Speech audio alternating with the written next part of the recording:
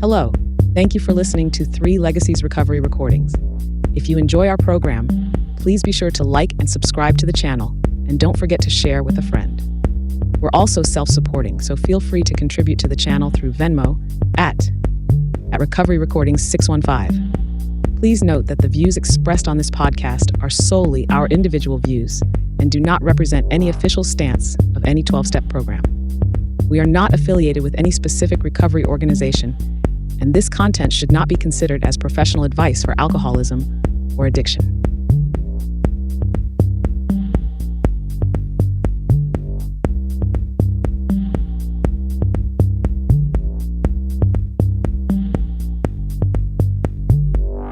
Hello, everyone. Welcome to 3 Legacies Recovery Recordings Podcast. I'm your host, Paul. Today is Tuesday, August 12th, 2025, and this is episode 56. You can reach us at recoveryrecordings615 at yahoo.com. You can also find us. We have a private Facebook page called 3 Legacies Recovery Recordings Podcast.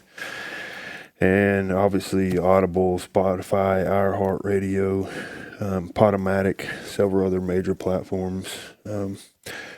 We've had a busy few months. The last couple months have been really busy. It's been great. We've let's see. Tomorrow we have Jerry W. from Apex, North Carolina. We're going to be doing an episode on the 3 legacies of Alcoholics Anonymous, Unity Service and Recovery, and what else we got? This upcoming Sunday, which is August 17th, we have Renee E. from Lebanon, Tennessee, and we're going to be doing an episode on steps 10 and 11, carrying the vision of God's will in all our activities. Super excited about that. And Renee's been a real good friend of mine, and my wife. She's my wife's sponsor. Actually, we've been knowing each other for several years now, and she's been made a huge. Her and her husband both have made a huge impact on our community here, and I'm super excited about that. Also tonight, we have back on the show Judy L from Westminster, Colorado. How you doing, Judy? I'm good, thank you tonight for having me, Paul. Yeah, I appreciate you. It's been a minute since we last connected, huh? Yeah, it's been a busy summer. Yeah, you last time we were on, you was about to go to the following week. You were going to the international. How'd that go? Well, it was certainly big. I spent a lot of time doing a hospitality room in support of my husband, who was the chair of that hospitality room on technology in AA. Nice. And we had VR, virtual reality headsets that people could try on. And there's a meeting on virtual reality that's a real meeting, meets 3 times a week. Wow. And it sounds kind of silly when I first heard it, like, why would anybody do that? And then a guy was in the room and he said, well, I was a sheriff and I couldn't go to meetings. And I thought, virtual reality has a chair and traditions and service and a meeting after the meeting and a sponsorship room. It's just like having a little club. Wow. And he could have gone making an avatar for himself that wasn't the sheriff, Wow. I see. And somebody else came in and said they thought it might be fabulous for Alateens. Wow. And so it was really eye-opening for me to have these 3 separate technology interests all together doing just really exciting stuff, trying to support the use of technology and help members and groups and districts to find their way and to stay within traditions and still make sure that the message gets out to everybody who needs it. And not everybody who needs a message is mobile enough with a meeting nearby. Wow. Yeah. Interesting. I tell you, there's been several situations over the last year where friends of mine they went out of town, and they were out in the middle of nowhere, and they were like, "Man, I'm grateful that there was a Zoom meeting or whatever I could go to." Yeah. Yeah. It's and go ahead. Well, for my sake, I sponsor some folks that I never would have met. Yeah. In another time and place. We are at a marvelous place. We've got one of my meetings is on Zoom every week, and we have a lady that comes on who is physically incapable of leaving her house. Yeah. Yeah. And she's on that meeting every week, and she picked up some service as a GSR and got a group registered, has done all kinds of things, has avid interest in what's going on and in traditions and concepts. She just can't leave her house. So in terms of should we do technology, I'm a technology idiot, but I marry well. And and so but I'm the beneficiary of somebody who has really made the point home. If the question is, do we like technology? It's a different question than if we say, can we use technology to reach people we could otherwise not reach? Yeah. Amen. Wow. And make it available to people in nursing homes, retirement homes, people who can't get out, and people who, for one reason or another, there's a lot of folks that don't drive after dark. And there are a lot of folks who have simply gotten elderly and their world is more limited. And there are a lot of people that feel safe. There's an AA. I just got done doing some concepts on a group called Online Home Group. And they are 24 hours a day, 7 days a week. Interesting. Nice. And there were like 80 people on there. Yeah. So there's a need. Yeah, I think there's a need. And they just run a meeting every hour around the clock. Yeah. A different meeting every hour around the clock, every day. Nice. Yeah, that's awesome. It's also fun. It's interesting because, I mean, that's just where we're going. I mean, like, whether we like it or not, that's just what's happening. I mean, there's such a digital world. You know, like I personally, I don't, I have shared my story a handful of times on Zoom over the last few months, right? But at the end of the day, like, I don't have a Zoom meeting that I generally go to on a regular basis. I prefer, in-person meetings, but I mean, at the end of the day, like you said, there's still there's definitely a need in some areas. Right. All kinds. Are of we areas. about carrying the message? Yeah, yeah. I heard a guy was another guy that talked a lot about. He's a past delegate that talked a lot about technology, right? And he was talking about how, now if you look at like our meeting guide app, right? Alcoholics Anonymous, we own that now, right? And now that we own it, he was like, at the end of the day, like, instead of calling central office and finding out this, let's, maybe we could discuss, or why don't we have like a QR code or a little slip or something in the big book to where whenever you open it up, you can click on the QR code and it take you to the meeting guide app, right? Right. Something. I've got a QR code that will give me any piece of literature AA makes. Yeah, right. So it's like, at the end of the day, like, don't get me wrong, I love pamphlets. I'm an AA pamphlet guy. I've found a love for them over the years, but not everyone is you get a little pamphlet rack. At the end of the day, who really does stuff like that, right? I mean, well, I know they want badly to have a homeless pamphlet, and I keep thinking that's surely every homeless person is going to want to carry a pamphlet around in case they get to a meeting. Yeah, get what I mean. It's you can't carry around an extra pair of socks, but you're going to pick up a pamphlet. Yeah, you bet. Yeah. So I don't know. It's just my thinking that what we need to do is stop throwing pamphlets at people and start throwing people at people. Amen. Yeah, good call. Yeah. That's the harder thing, though, is to get out of my house and do something. Yeah. That's the biggest drawback, but you could have drawbacks at in-person meetings as well. Women have long been aware that they can go to an in-person meeting and find somebody to hit on them and do other stuff. You can go to an online meeting and maybe what you're going to get is some security, maybe not, but what you're also going to get is a lack of, if a meeting isn't done really well, and some of them are not and some are, you might find a lack of connection. Yeah. And it's possible that there's flaws in both. Yeah. And there's assets in both. Yeah. I love the virtual room concept. That's cool. You said there's like a sponsor room or wherever. Like it was so much fun. Wow. They the virtual reality started with some guy who made this for a family member. And you walk in and they've got a fire pit out in the yard and some logs. Of course, I don't know how to drive one of those things, so I kept falling over the logs, running into trees, trying to make my avatar go, but I got a chance to practice it, Yeah. And then you could go into the meeting house, and it looked just like a meeting room does almost anywhere, tables and chairs and steps and traditions and slogans and a podium and literature and the whole thing. Yeah. And somebody chairing a meeting. Yeah.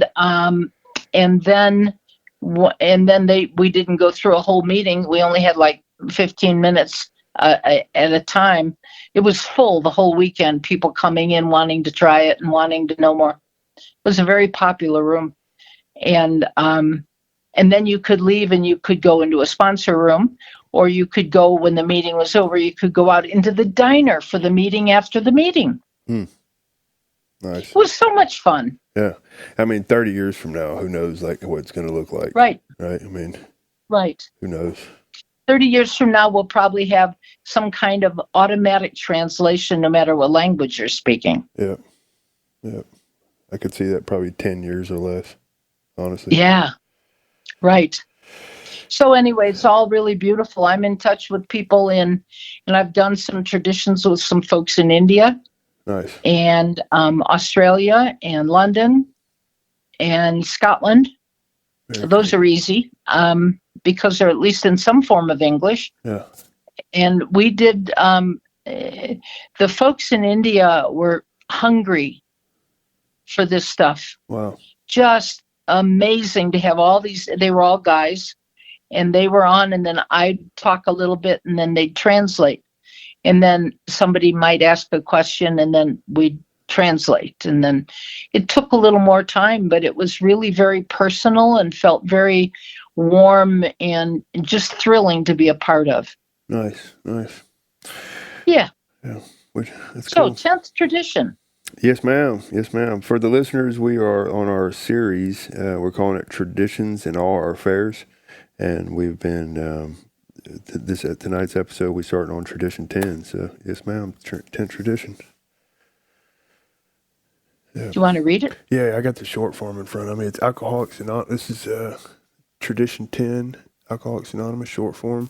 Alcoholics Anonymous has no opinion on outside issues. Hence, the AA name ought never be drawn into public controversy. And this is an interesting one because the long form is very different. Nice. It says specifically, no AA group or member, instead of Alcoholics Anonymous, no AA group or member should ever, in such a way as to implicate AA, express any opinion on outside controversial issues, particularly those of politics, alcohol reform, or sectarian religion. The Alcoholics Anonymous groups oppose no one. So it's really interesting. This is one where I prefer the long form. Sometimes I don't, but this is one where I really do. And in kind of combining them, we don't oppose anyone because we don't want to be drawn into public controversy, right? Yeah. We don't want to have controversy publicly, but we also don't want controversy within the fellowship. Can't you imagine in our conflicted times how it would be if we started political discussions? Yeah. Yes. This policy also helps members keep the focus on our common purpose. So one more time, it's subtle, but each one of these traditions we've talked about could be said to build on principle, an ongoing building principle of humility. Self-sacrifice. So less people say this is just a selfish program.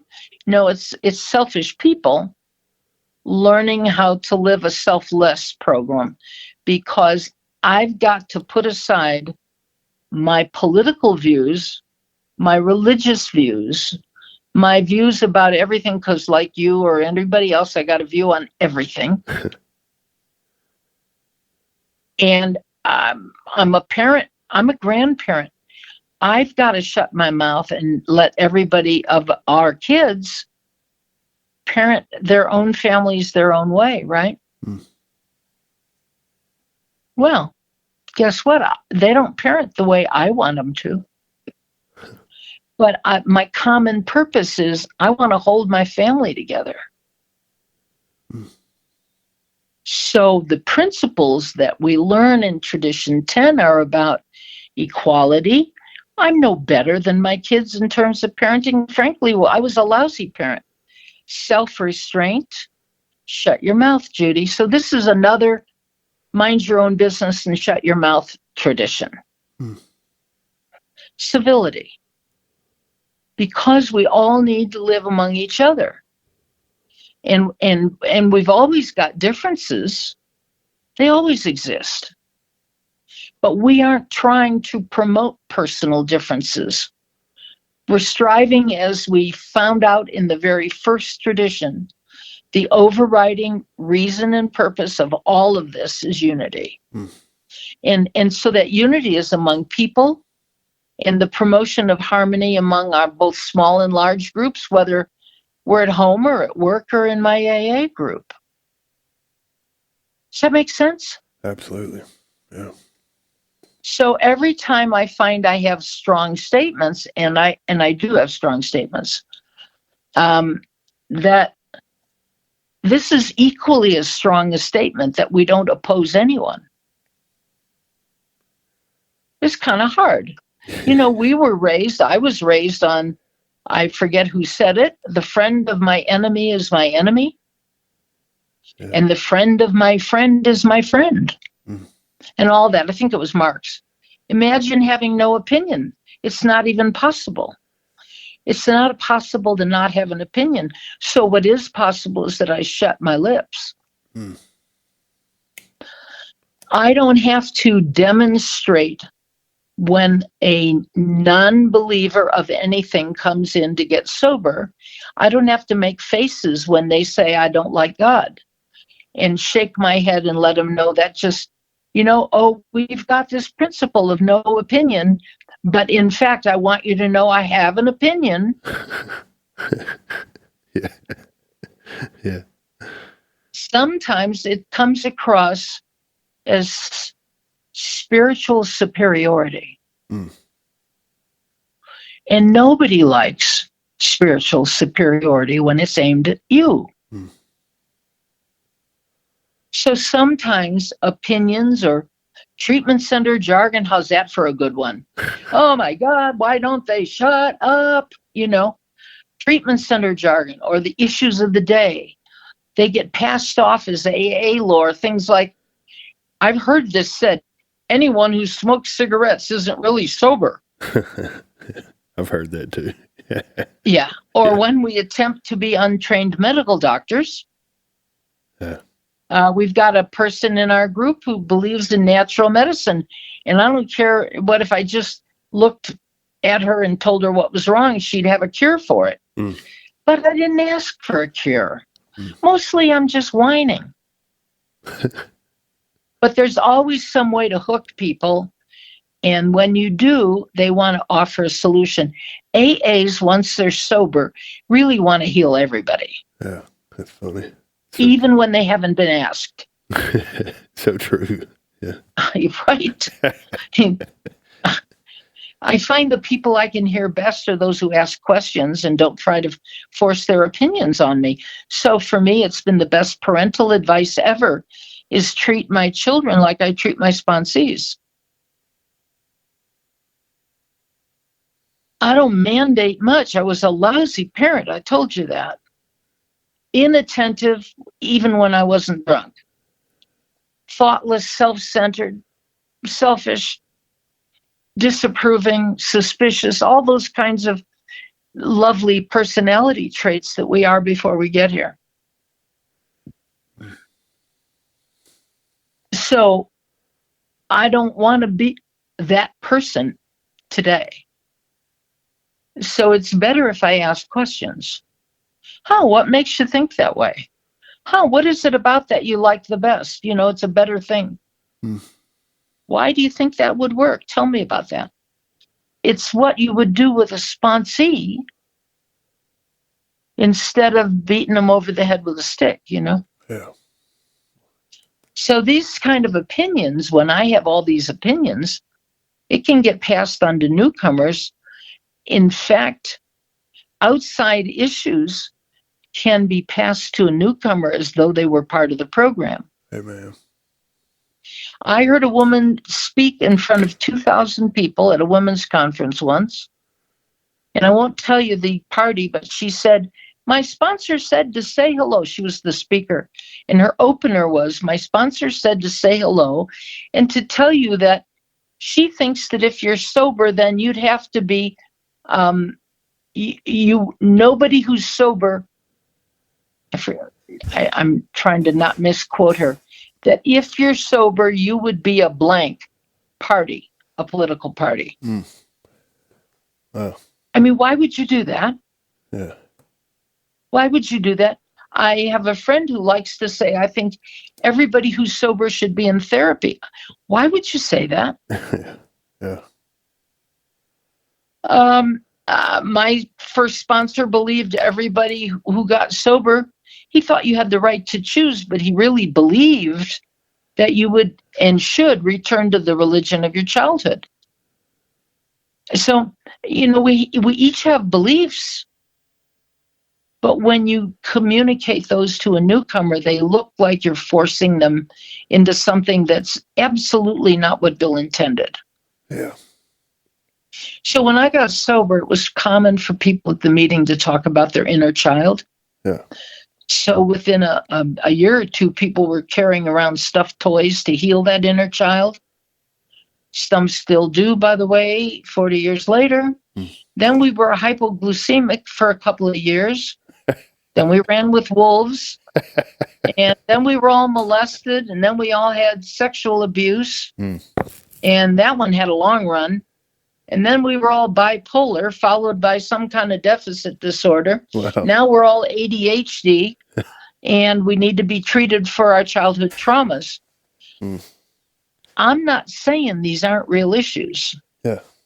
I'm suggesting that the train goes around with new issues every few years when a book catches fire. And whatever is the current issue will do that as well.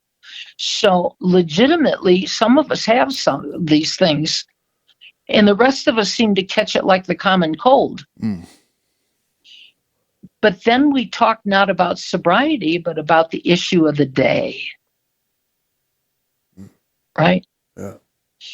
So our human bodies are always absorbing everything. And I think a newcomer comes in and his nerve endings are all raw. Yeah. And you're going to form opinions about what is safe and what is not. Immediately. Yeah. So, it's people would come in expecting something awful. And so we sense danger or we can sense safety. But, later, as I'm sure we try to develop something that looks more like discernment than judgment. But early on, my problem was my judgment was already pretty twisted, and I usually made the wrong decisions. Yeah. Not because I'm bad, but because, the wrong decision was usually more fun. Sure. So here's the AA program telling me not to have opinions or not to have good judgment. I don't think that's the problem AA is trying to address. We come into AA with a lot of prejudices, but sometimes lacking good judgment about what's a character, what's hubris, what's even a good moral code. Some of us come in sick and twisted. And the more I can do what we do here and not get diverted, the better our chances are to bring somebody into what you and I would believe, I think, is building a sense of community and bringing somebody in. And not get diverted by drama. Yeah. So, most of my sponsees, I call them bad girls. I call them that with great love.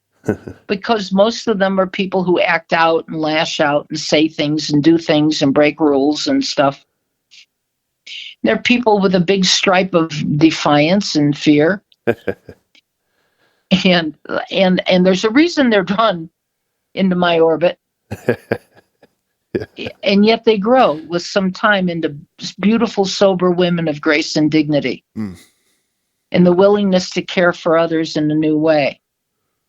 So that's because we're transformed here. When someone comes to us in AA and wants to get sober, we hopefully we don't tell them, go to 90 meetings in 90 days. God, hopefully we tell them to get a sponsor and work the steps, and I'll meet you there at the meeting.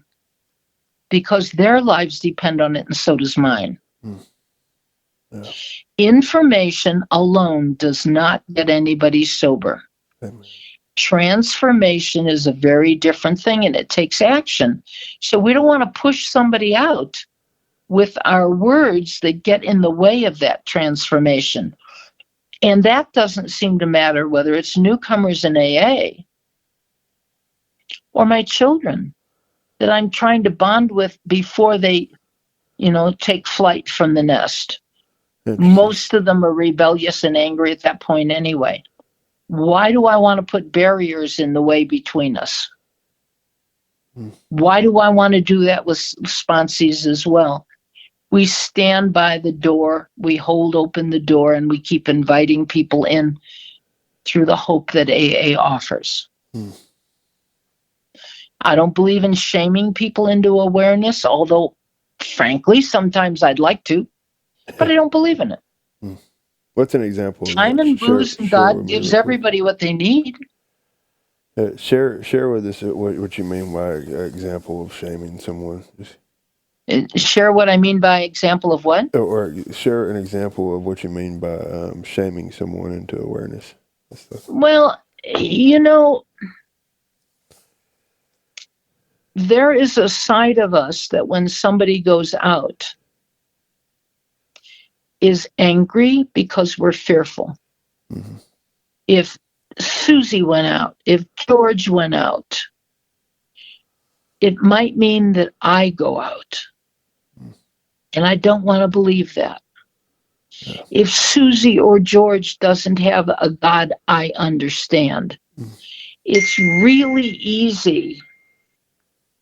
It's really easy to shake that index finger and in our voice, make them feel like they're less than because they didn't do what they should be doing. Gotcha.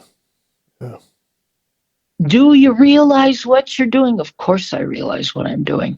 If I could stop doing it, I wouldn't be here in Alcoholics Anonymous. Amen. What do you mean coming in here drunk? Where else would you come in? Some meetings have thrown people out for coming in drunk. It's crazy. That's shaming. Gotcha. We should find the stinky, smelly ones, bring them in, put an arm around them, and get them a cup of coffee. Those are our people. Yeah. The broken ones are our people. The ones coming out of jail. But when we tried to start a Bridge the Gap in Corrections, a couple of people got up and said, we don't know who's coming out of corrections. They might be dangerous. I think, well, okay. I got a God. Yeah. Yeah. The truth that I believe in today, and I want to say this clearly, because I don't speak for AA. I have my own truth, but the truth is that what I believe one day might be different than what I believe by the end of the week, right? Yeah. So I don't go around saying, I have to tell you my truth. I don't know. I change, and hopefully God changes me. Yeah. All the time, right? Right. Right. So, I had a sponsee who only wanted a sponsor who was of the same religion.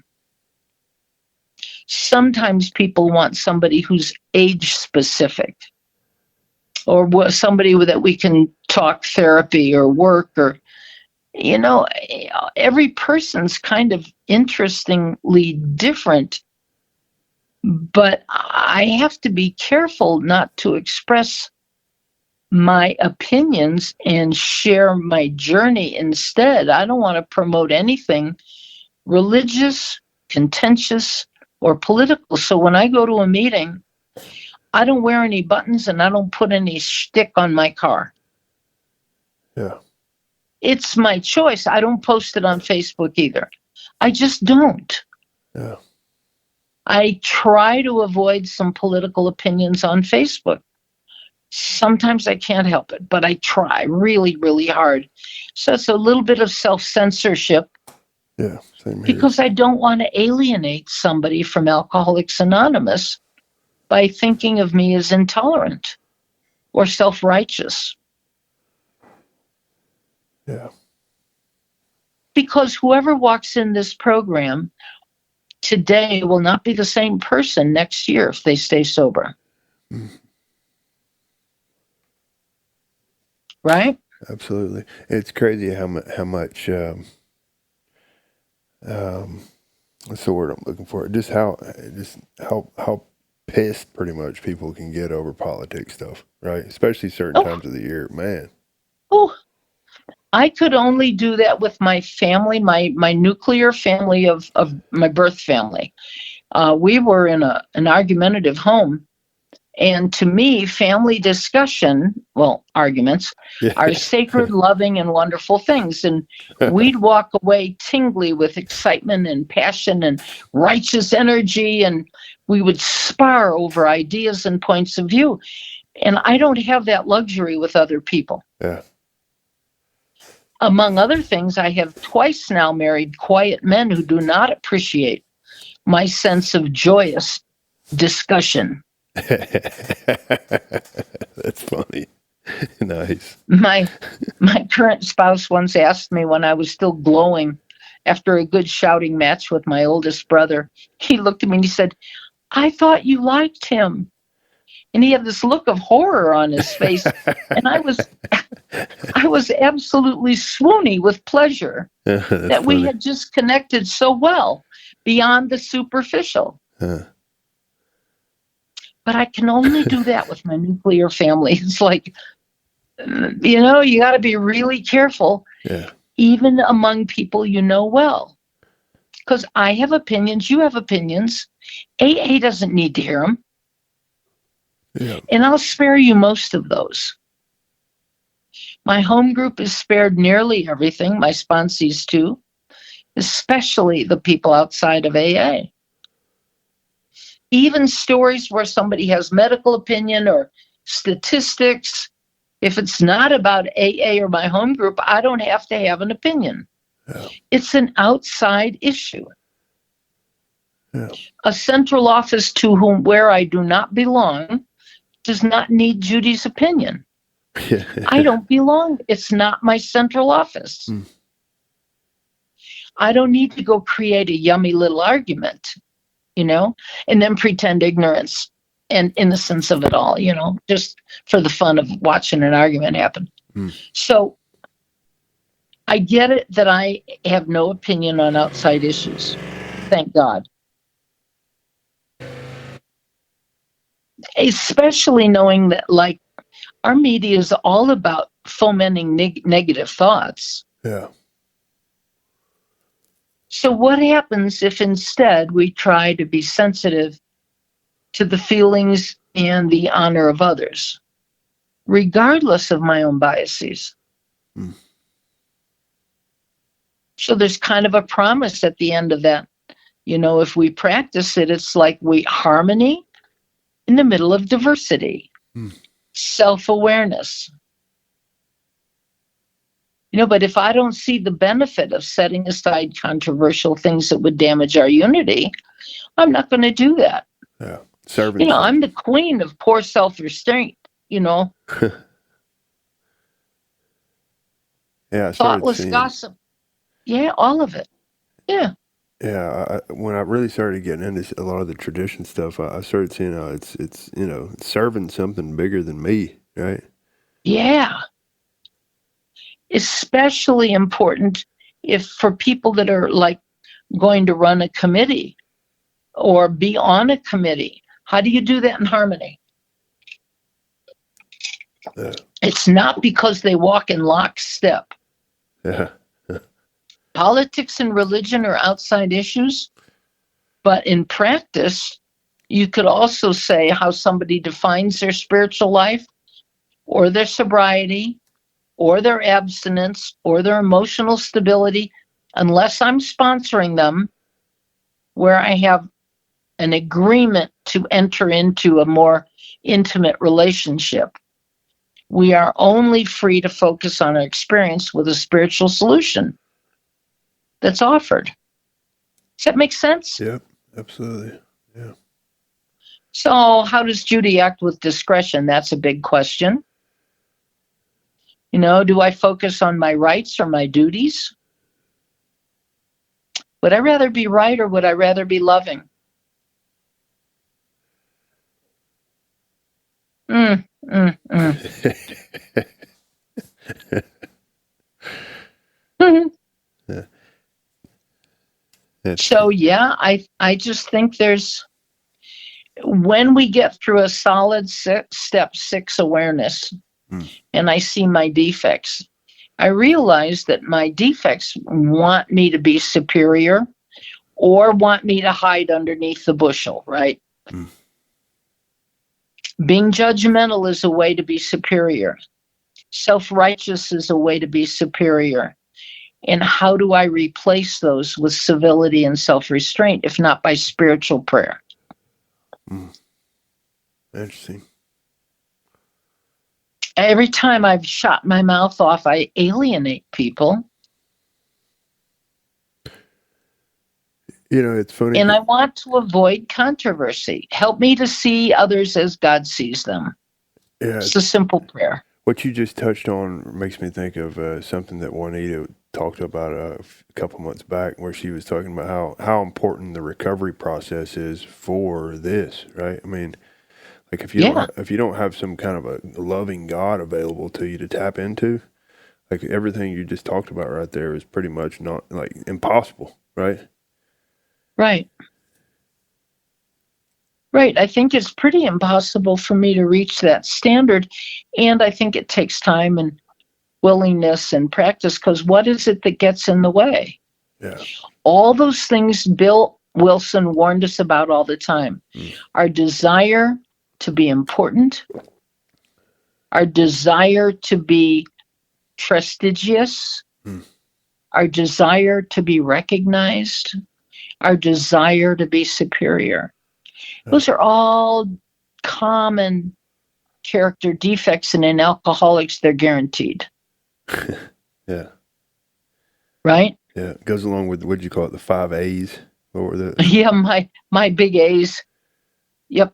Yeah. I can never remember more than about 5 of them, but there's 7 or 8 of them. Admiration, looking for admiration one more time. Looking for approval, even if I have to slam you over the head to get you to agree with me. Did I impress you yet?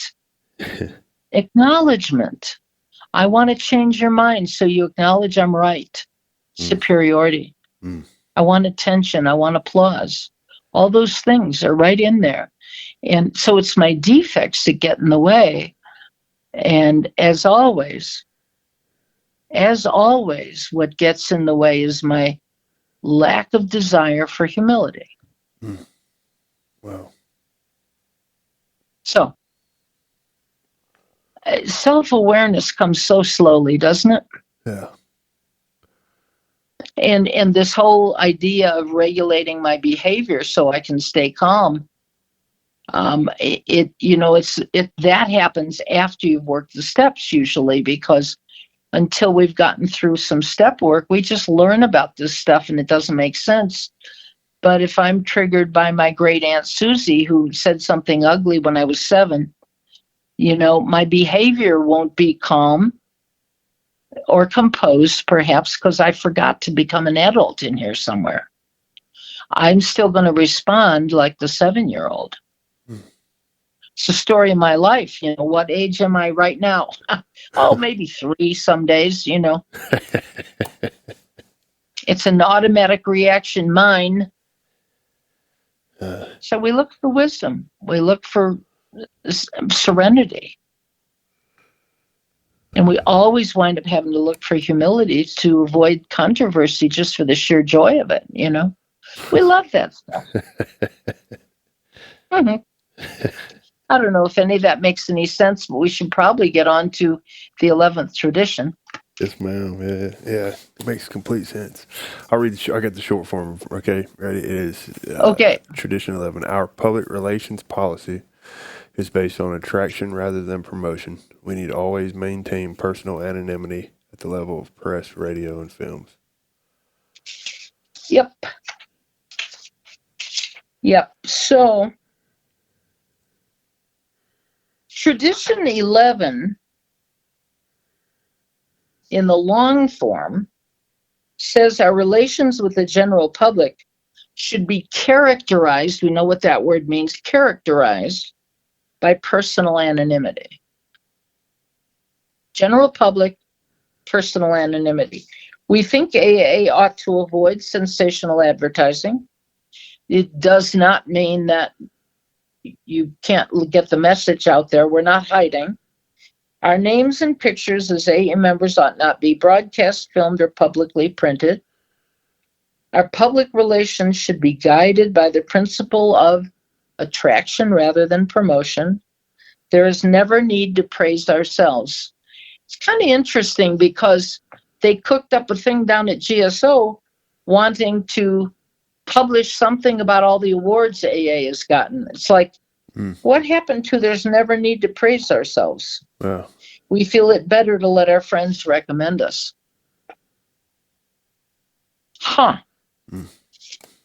We don't need no stinking promotion to let the world know how good we are. We need to shut up. It's true. And do what we do best. It's not about the world approving of us. It's really about acting like people that someone would approve of.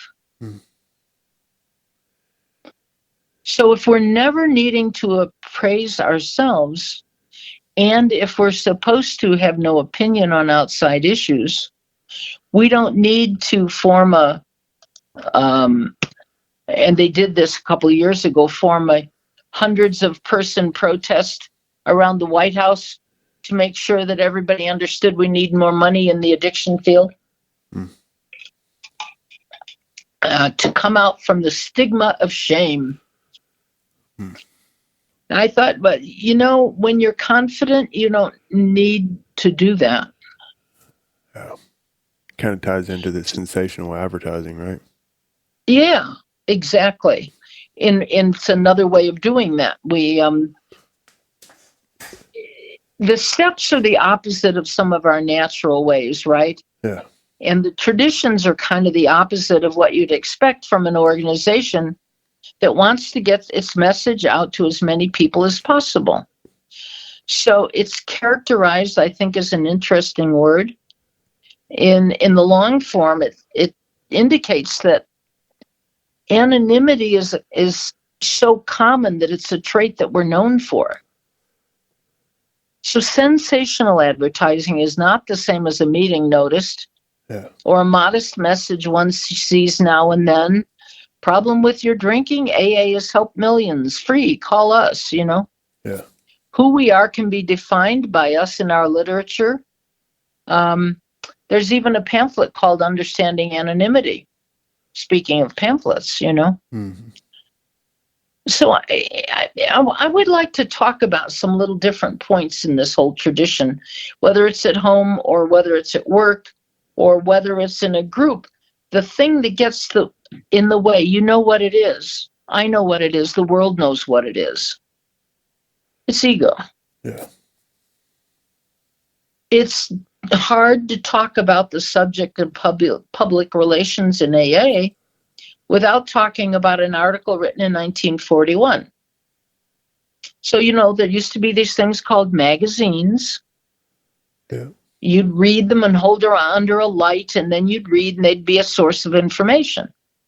Well, nobody reads anymore, and the kids don't read at all. And the Post then published this article by a very famous reporter, which was all about AA. And it was called Alcoholics Anonymous, Freed Slaves of Drink. Now they free others. Wow. And it really started an influx of requests for information. It was a big turning point. Bill, our great promoter, said promotion wasn't needed, so it sounds contradictory. Unless you know that at the time, a friend helped a friend to help a friend. And that's still what we do. Bill walked Jack Alexander, the writer of that, around meetings for weeks so that he got it and he understood who we were and what we were trying to do before he wrote that article. So during those days, we made it a practice, not of doing some of what we do today, but of making friends with people outside of AA who could be helpful in informing others about us. No doubt this is the genesis of the Class A's, the non-alcoholics who serve us as trustees at our New York office. And what year was this when Jack Alexander wrote this? What year was it? I think it was 1941. Gotcha. So there wasn't even trustees at that point, right? Yeah, we had the Alcoholic Foundation, yeah. But we didn't have, but they were all basically characters out of the Rockefeller closet there. Gotcha. They were I guess cabinet is what they called it. The Rockefeller kitchen cabinet. Gotcha. And they were all his friends that were really trying to help AA, but we weren't getting very far. Yeah. So, like in terms of the tradition, what's the difference between promoting and information? Because we still need to be on better terms with medicine and religion, employers, governments, courts, prisons, mental hospitals, and all of these people serving in the alcoholism field. We need the goodwill of editors, writers, television, radio, internet. Yeah. So goodwill is not promotion, and it can't be bought or sold. Each of us, you and me, we carry the responsibility of maintaining our overall principles. So anonymity, 100% was the only possible answer. What they said so long ago, without exception, was AA members may disclose their identity and speak as recovered alcoholics, giving radio, TV, and internet interviews without violating the traditions, so long as their AA membership is not revealed. Yeah. AA members may speak as AA members only if their names and faces are not revealed. Yeah. I think a lot of people too have this, they get this mixed up and they think you're not, it's saying our public relations policy, right? And right. So a lot of people will be like, you go to meetings across town or whatever, and they don't want to share their last name at a meeting or whatever, and if I'm at a regular, like you and I don't announce my last name. Yeah. But if I'm at a meeting, even a closed or open meeting, usually I will use my last name. Gotcha. Yeah. And sometimes people they were trying at our central office one year to send happy anniversary cards to people having anniversaries. And there were people with 20 and 30 years that wouldn't give out their address because they didn't want anybody to know their name. Yeah. Within AA, Yeah. you know. Yeah. So sometimes we transmit those traditions and sometimes we don't. Yeah. So let me tell you an interesting story, if you will. We have enough time for that? Absolutely. Okay. Here's an example of learning about the press. So,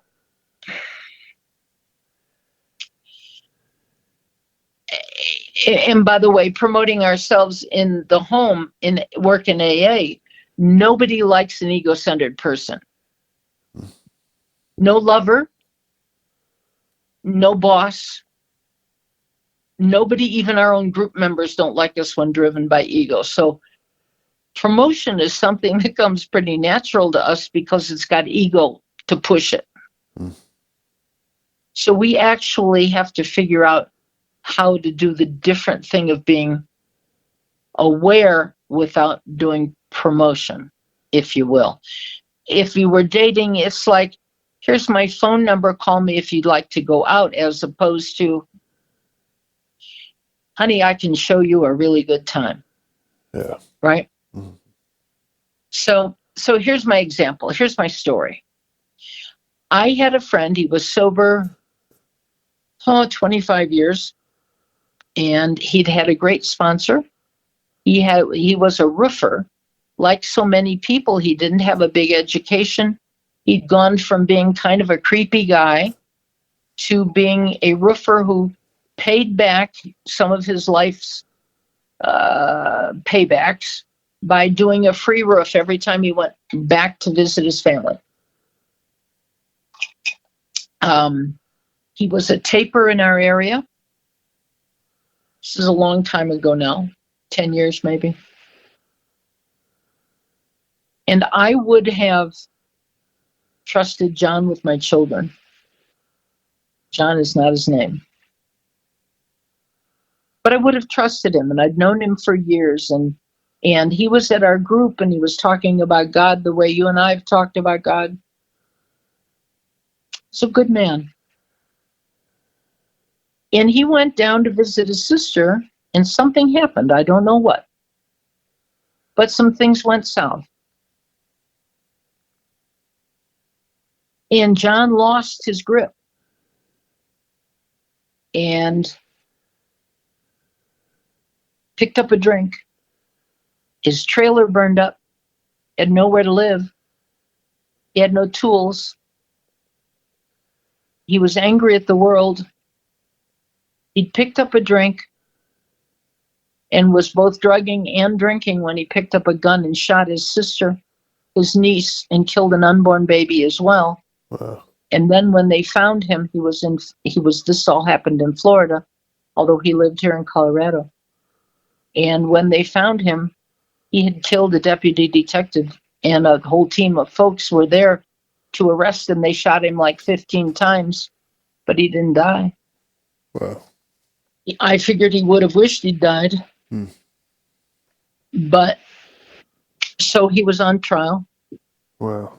And he asked if somebody from AA would come and talk to him, talk to the court. And I talked it over with our then trustee, who was from Colorado. And he said, he's asked me and I won't go because AA is on trial there and I'm not going to go add to that. He did what he did. Yeah. And I'm not going to add to AA's stuff by coming to present why he was a good member of AA, who then became a murderer, who, all that stuff. Yeah. So I'm not going to participate. I appreciated that. I understood it, and I felt really sad about it. Yeah. And I felt like I should have an obligation to go. But I didn't know if that was worse. I couldn't make that decision.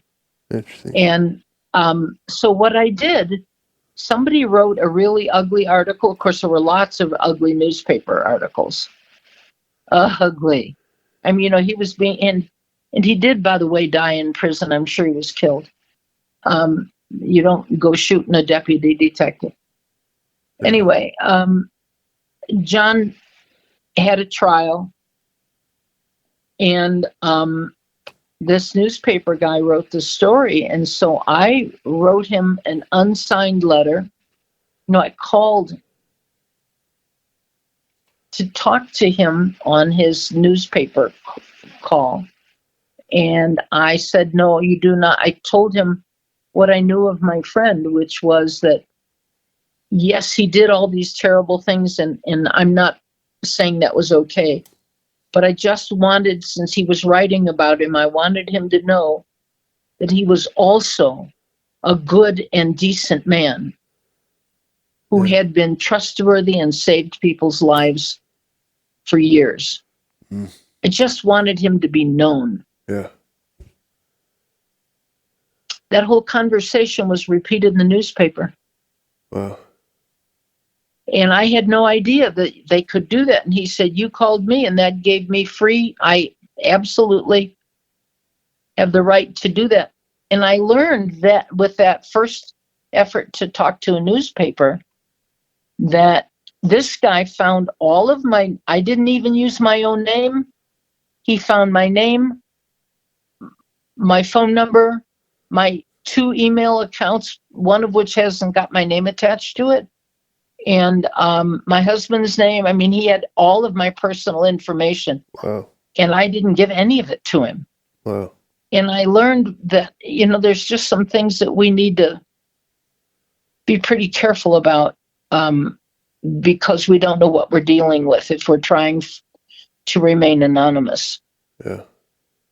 I had no idea that could happen. So it's not that it was a secret. And he wanted me to go on and make his case, and I could not do that.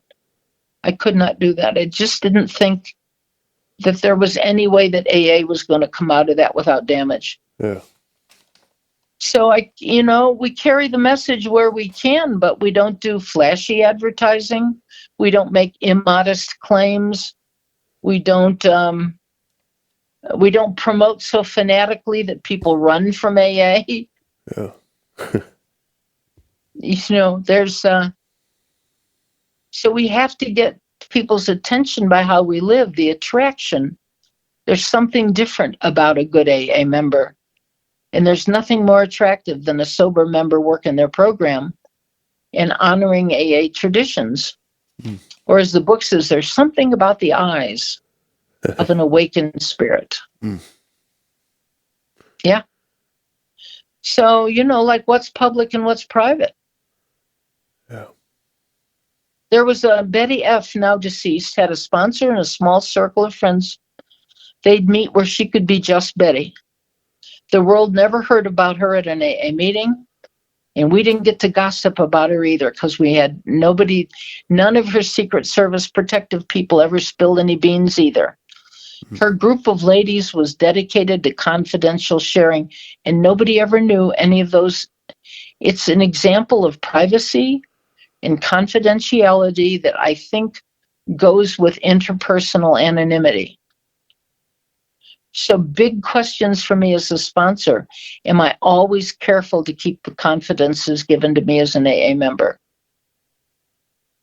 And am I careful about throwing AA names around even without the fellowship being there to, do that? It's, we all have stories from the funny to the absurd and the tragic. So I can ask if I can share it. If I can't ask, maybe I know what the answer is. So a big question for me, by the way, is how, and I have kind of a real prejudice about this. Every now and then somebody famous comes to an open meeting in Boulder, where my meeting is. Yeah. And we love nothing better than to brag about a famous person who comes to a meeting. Yeah. Yeah. You get it in Nashville. Oh, yeah. So how often do we drive a famous person, a celebrity, or someone of other kinds of prominence away from the very groups that you and I get to enjoy because we make them special and we brag about what they say and who we see? Yeah. Trying to give away superiority at someone else's expense. Yeah. How much arrogance does it take to threaten the very life of a member with our desire to be somebody and know somebody? I'm almost important, almost famous. And, people would call and say, guess who I saw at the noon meeting? I thought, I don't want to know. I don't want famous CDs of famous members. Yeah. We throw somebody's confidentiality out in the street for a few minutes of pride. Even the, excuse me, even the tapers do it too. So maybe that last little piece is, am I ashamed of being a recovered or recovering alcoholic? And some of us use that as an excuse. So maybe I don't need to be anonymous within the fellowship. And I don't think AA needs me to publicize AA. What it probably needs me to do is get off of my duff and go to a corrections meeting in a jail. Yeah. Go grab some people. Carry a message. It says carry a message. Yeah. Carry it. Where am I carrying it to? Instead of selling snake oil, So secretly, what each and every one of us probably wants, maybe you're the exception, Yeah. is to dance on top of a tabletop and shine and get applause. To be singled out. To hide a bad motive underneath an altruistic one. But one serious public relations calamity could turn thousands away from our doors. So the only hope we have, and we're talking about it again, and we will in the 12th tradition, personal humility. It's our only hope, and nobody ever wanted to develop that. Wow. Because it looks too much like humiliation. Wow. It's like the original message of we get better and now has become, well, things get better. Outside institutions like to say that it doesn't matter which 12-step program you go to, they're all the same. Yet the supported drug addict would get at an AA meeting from alcoholics is not the same as he would get at a Narcotics Anonymous meeting with other addicts. Yeah. We say, tell us how it was, what happened, and what I'm like now, instead of telling you what I was like, what happened to me and what I'm like now. So words make a difference. And I don't even know what I'm in recovery means, frankly. Yeah. I don't know what that means. It's like I'm in an ice cream parlor. I don't know what that means. Yeah. I want to share as a witness to the power of AA, but I've got to know my limits. I can't be effective with something I don't know anything about.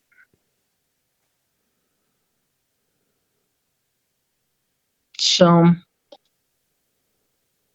and God's the great healer. If we're supposed to do attraction, not promotion, who's responsible for attraction? It's the same at work. Am I attractive in my job? I don't mean by appearance. Although I think we do change our appearance, our dress, and our conduct after we get sober, we look pretty different. I think that does happen. And people can see the difference in this design for living that we're showing up in our lives. But when people see you and me, when they see 4 changes, I bet you have the same 4 changes I have. Mental, do you think differently? Yeah. Emotional, Mm-hmm. do you handle your emotions differently? Yep. Physical, do you look different sober than you did, especially in your eyes? Absolutely. and spiritual. 100%. Are you 100%? Different? When people see that, they are attracted. That's attraction. Yeah. They don't need promotion. That's attractive. So we got all these working all our affairs. Self-restraint, again. Selflessness, again. Humility, again. So the 11th step is kind of similar to the 11th tradition. It's all I get to do is pray for knowledge of God's will for me and the power to carry that out. And if I give God the credit for what's happened for my wonderful life, then the 11th tradition points out that when we don't take credit for the good we do, we become closer to God in our prayers. So we don't have to take personal credit either. It's good stuff. Yeah, I like how you tied that in. Yeah. So you can do, AA members, it says even in our pamphlet, AA members can disclose identity and speak so long as their AA membership is not revealed. Yeah.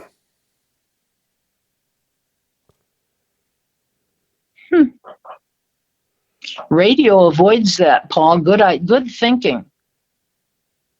You get to do it with no face problems. Yeah. Yeah. And generally, even after somebody has died, we usually try to not break the anonymity just because they can't defend themselves. But especially the still living members.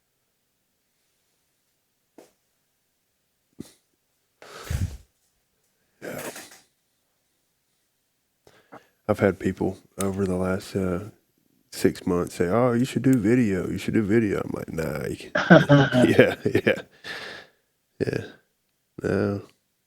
No video. Well, you could do it again. You could do it as an avatar.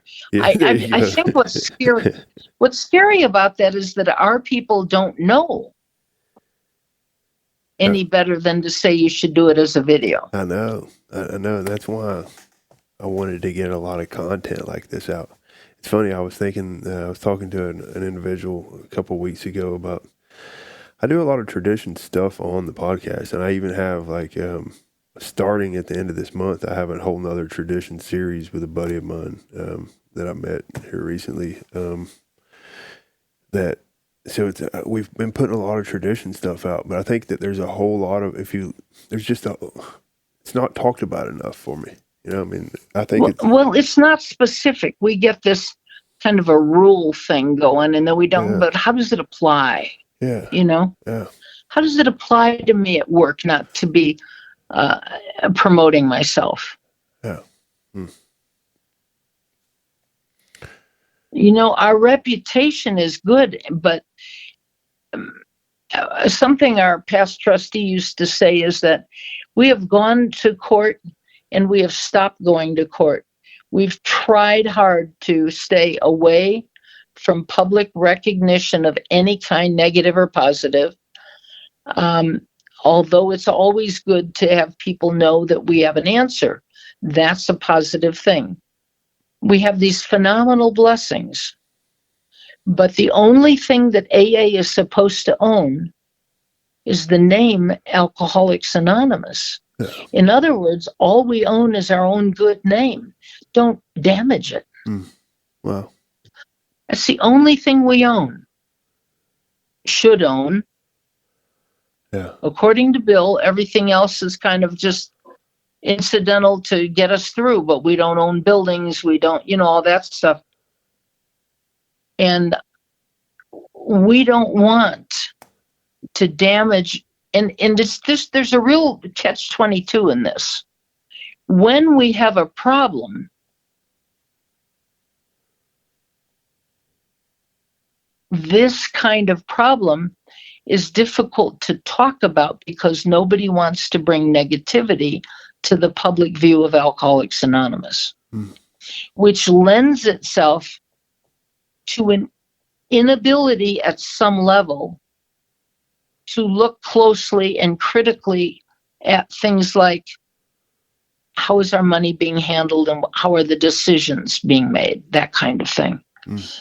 So it's very difficult to do because it's felt as though then we're bringing negative muck up about Alcoholics Anonymous, and that really we want to defend that and make sure that the public is not stigmatizing AA.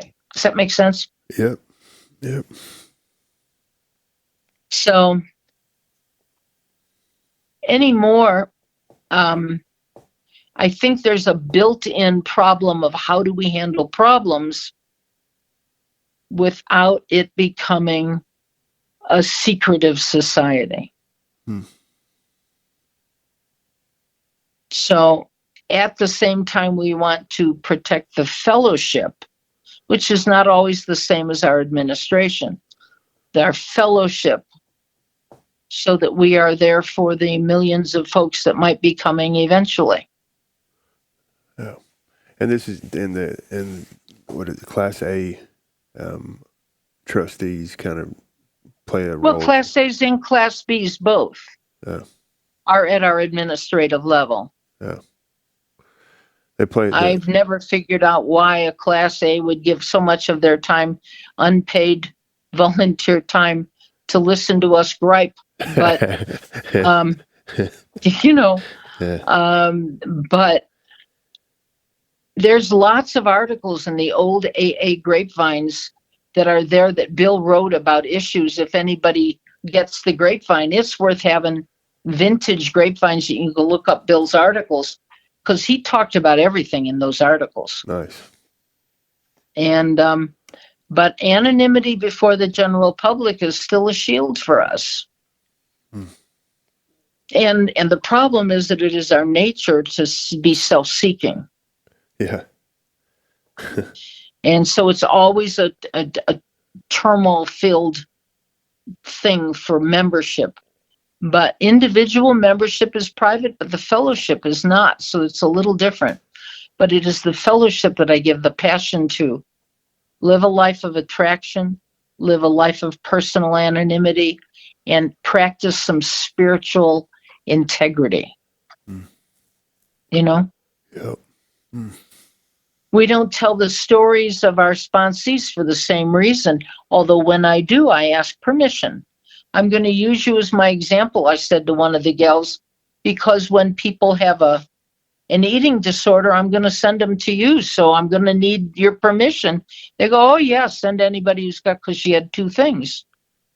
Yeah. Sometimes it's important to know people enough to know who you can send them to talk to each other. We're not secret from each other. Yeah. The humility is that I don't know how to deal with everybody's stuff. Yeah. But between us, we all do. Yeah. Between us. There's lots of things I've never been. I've never been a murderer, although I've thought about it. And for example, so if I had somebody who was here who was a murderer, I would try to find somebody who had had that experience. Yeah. That kind of thing. So we're not anonymous within ourselves. Yeah. The public relations. Right. But our practicing a genuine humility is what we get to do between each other.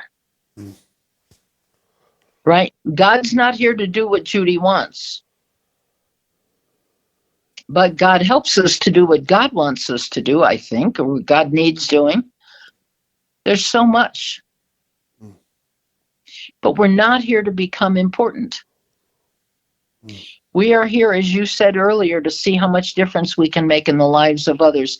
This is a program of selflessness and self-sacrifice. Yeah. And I think we don't tell our new people that often enough. Yeah. I had a new guy earlier today, and this guy, he's probably a month sober, right? And he was he called and he was like, man, I let the guys at my house know that the only people I got in my phone are family members or people that really mean what they're, or really serious about recovery, you know? Nice. Yeah. And I tell him, I was like, but you know, you want to get to, you know, have this awakening and share this with people that don't know anything about it. Right. You'll get to a place where you know, you're going to a meeting to find the guy, you know, that's scared to death he can't make it through another day. You know? Yeah. Yeah. And if we realize that everybody at our work group struggles with some of the same confusion and fear that we do, we might treat them a little differently. Yeah. How would God want us to speak to them? What most of us do, and I'm a prime example of this, is we go in to find our importance in power and position or prestige, trying to make myself important enough to cover over how I really feel, which is a little less than, and they'll find out. You know, they're going to discover what an idiot I am. But in fact, nobody responds well to that kind of thing. Nobody. Your children don't, your friends, your family, your workmates, they don't respond well to my desires to be important. Yeah. That's not where you find greatness. It goes back to the seeking power, right? Yeah. We're seeking it through self. You know, so like, am I willing to inconvenience myself to help somebody else? We ask a lot of inconvenience, Paul. Yeah. I think. Absolutely. So. Yeah. I don't think we're going to get to Tradition 12 tonight. No, it's okay. Yeah. It's been awesome. I heard a guy once say, and I love this, and this is like right after Zoom when COVID first happened, and you know, everybody was real salty. Well, not everybody, but a lot of people were upset about the whole Zoom this, Zoom that, you know, and there's still people out there kind of pissed about it. But this guy, he made a good point though. I mean, you know, he was like, you know, I need a level of being inconvenienced, you know, like there's a, right. Yeah, there's a side of me. Right. That's the biggest drawback. Yeah. But even with a Zoom meeting, this one that I was talking about before, they have service, and you can be of service if you are careful that your Zoom meetings are meetings that offer service. And if they don't, bring it to your group's conscience. How about we have sponsorship? How about we have people that do all the service things that can be done? We can do that today. Yeah. You don't have to be just an attendee, a bobblehead in a meeting. Yeah. Not if you don't want to. I told you my home group, we added our the little mini, I call it a mini GSR report, right? That I got from y'all, from your group. Yeah, I love that. And I tell you, you know, yeah, it's the difference between the group and the meeting, right? There's a lot of it. People aren't out carrying the message like what you're saying. Right. We're not. So it says we carry the message. It doesn't say we sit in our chairs and wait for them to fall into a meeting. Yeah. Yeah. It's huge. We carry a message. Yeah. Where am I carrying it? Yeah. How am I carrying it? Yeah. I've little things, I tell you, like just over the last couple of years, when I'm sharing my story, when I share my experience growing up, you know, I was raised in a Southern Baptist, and but you know, I don't necessarily, you know, I'm not a Southern Baptist. Let me put it that way. But I think but I had to catch myself because there was a side of me that kind of, when I shared that I was raised Southern Baptist, like the demeanor that was coming across was like I was talking bad about it. You know what I mean?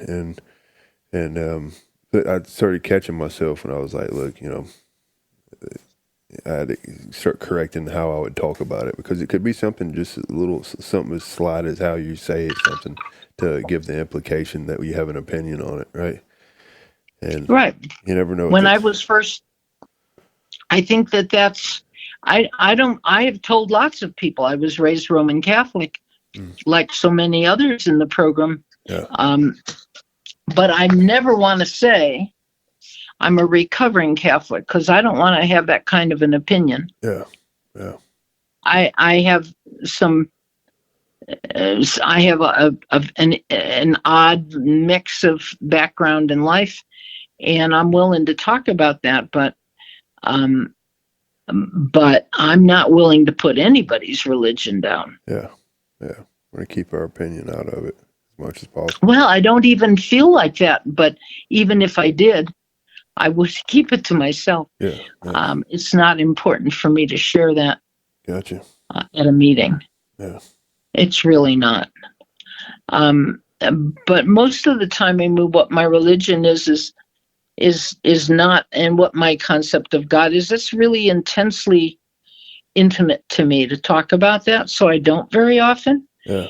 I do sometimes with sponsees, because those are more intimate relationships. Yeah.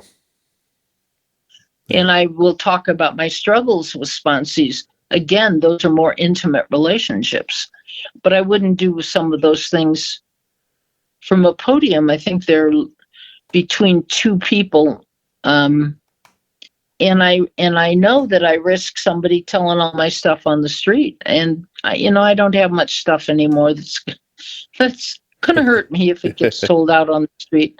Yeah. I mean, I've probably told it first. Yeah. So yeah. It's just different. I'm conscious today that even at my worst, I was trying to do good in a lot of cases. I just forgot to ask people what they wanted. Yeah, it's true. Yeah. Yeah. The common theme over the last few months has been the motives and principles, right? Not making decisions based off motives, but hopefully principles, right? Right. It's so hard to find them. Principles come first. Yeah, we don't even have those. When I got here, there's a whole nother story that I won't repeat on the radio about that one. There's a few principles that I just simply didn't even question when I got here. And then later on, it was like, oh. Yeah. Oh. Mm-hmm. Whoops. Yeah. Yeah. And yet I thought I was a pretty moral person, pretty ethical. Yeah. I get that. So my capacity for delusion is stunning. Man, I get it. Yeah. Yeah. Man, I get it. Yeah. Well, awesome. This has been great, Judy. It's been a lovely time with you, Paul. Yeah. I hope I didn't talk your ear off. No, this has been awesome. I love this. Every time I get quiet when you talk, it's funny because I just like soaking it all in. It's like, wow, it's just so much to take in. I told you I don't listen to the episodes, right? I don't go back and listen to episodes, but I've had to go back and listen to some of our episodes because there was just so much back then. It's like, wow, coming from so many different angles that I would never even consider. Yeah. Well, there's a lot that, even to the point when we're talking about humility, maybe a final thought of, who do I attribute my recovery to? Is it to my efforts or God's? Yeah. And when something good happens, do I think it's me? Because I really first always think it's me. Yeah. And secondly, I think, oh, yeah, sorry, God, did it again. Yeah. There's a difference between carrying a message and my importance as a messenger. Interesting. Yeah, it's good stuff. Yeah. We allow him to demonstrate. So surrender one more time, huh? Yeah. That's what we allow him to demonstrate through us, right? what God can do, not what I am. Yeah. I had that confused for such a long time. Yeah. No, I'm God's child. Give me some respect here. But forgetting that God would want me to come from a place of love, generosity, and care for others. Yeah. And it's demonstrating what God can do, not what Judy can do. Yeah. It's hard to fit myself to be of maximum service to God and the people that God places in my life. I do not need the validation from others to justify my own self-worth. I love how you... My dependency is supposed to be on God, not on that. Yeah. Well, it's hard. Well, you tapped into it earlier when you said that, when the awareness of 7, it was either 6 and 7, right? When you get that awareness of that, you start noticing that, right? And it's like, wow. Yeah. Oh, man. It's funny how the program builds, don't you think? Yeah. Layer upon layer. Yeah. I'm losing my voice. I better go. Okay. All right, Judy. Well, look, appreciate you, and I'll send you some dates over the next few days, and we'll wrap this up with that last one, and the last episode and last tradition. Thank you so much, and have a wonderful night. Thank you so much, Paul. You have a good night. Thank you. See you. Bye-bye.